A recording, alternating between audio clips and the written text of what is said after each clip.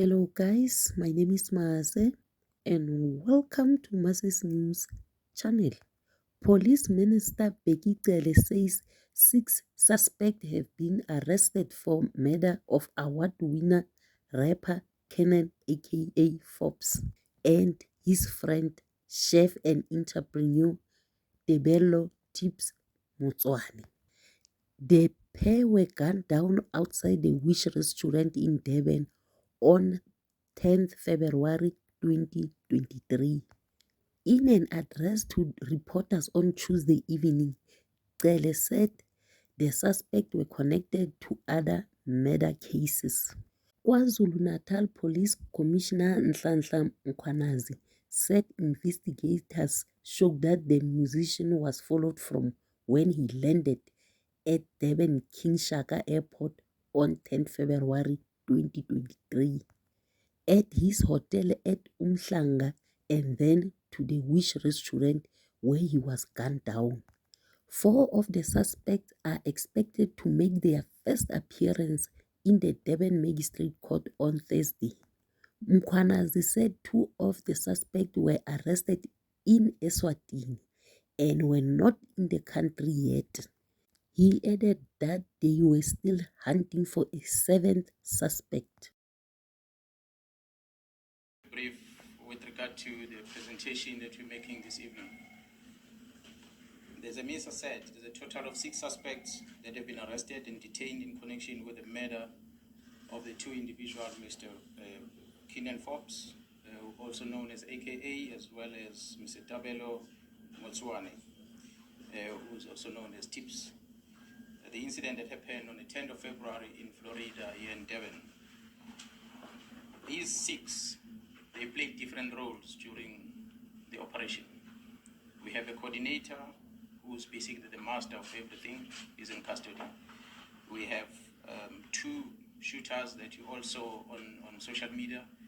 We have 2 spotters that were part. One of the spotters was inside the restaurant observing and watching Mr. Forbes and his friends, as well as the organizer of firearms and vehicles, because the vehicle used as getaway firearms that were used to shoot, they all hired.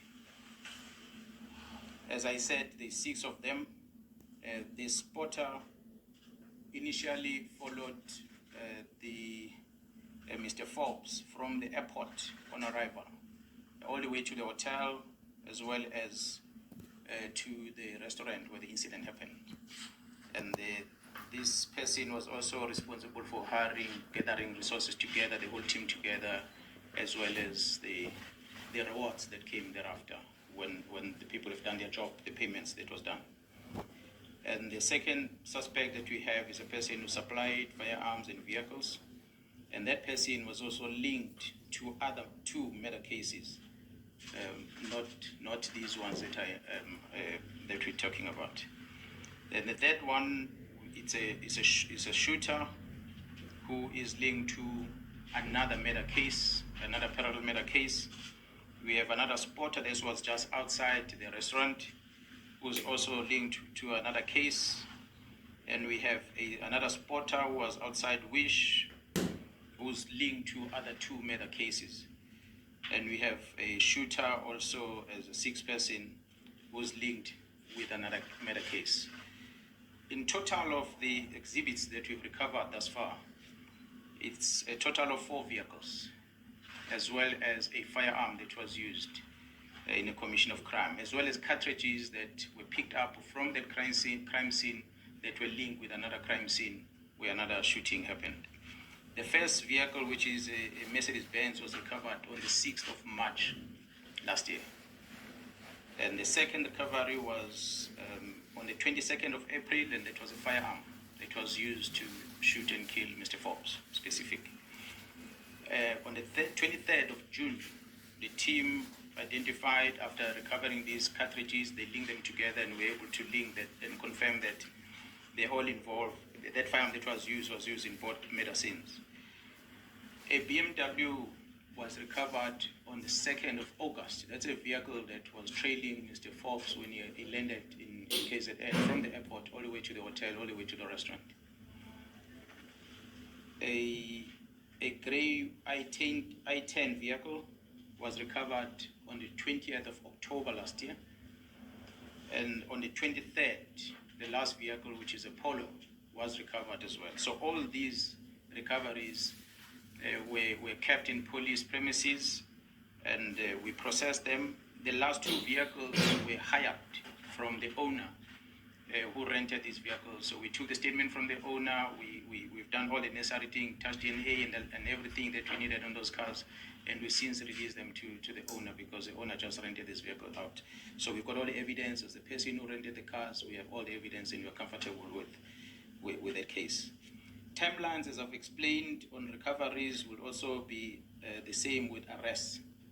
The first arrest, or perhaps maybe before I explain the arrest, before the questions, the strategy that we employed was that after identifying these 6, we're going to look for parallel cases that they are involved in.